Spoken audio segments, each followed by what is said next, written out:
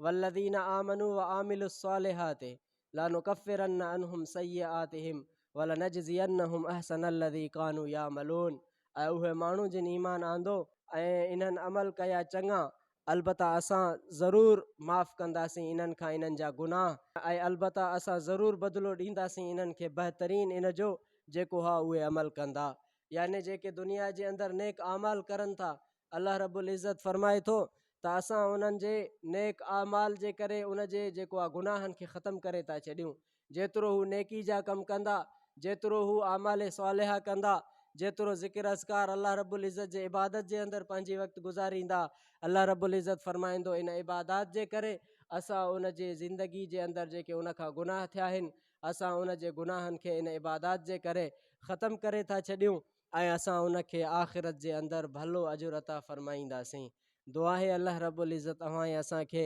क़ुरान मजीद जे तालीमात ते सही सही अमल करण जी तौफ़ीक़ अता फरमाए।